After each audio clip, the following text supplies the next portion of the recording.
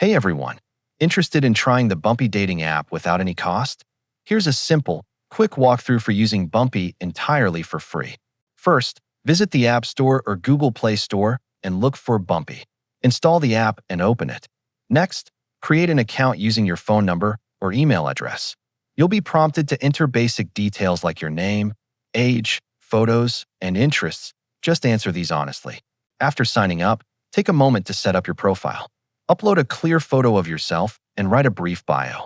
This lets others learn a little about you before deciding to match. Setting up your profile doesn't require any purchase. Now for the enjoyable part, start swiping, just like on other dating apps. Swipe right if you're interested in someone, left if you're not.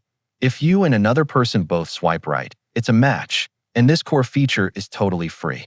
Once you match with someone, you can begin messaging them immediately. No upgrade is needed. Start a chat, ask engaging questions, and see if you connect. That's all there is to it. Bumpy's essential features, swiping, matching, and messaging, are all available without payment. So feel free to give it a try. You never know, you might just bump into someone special.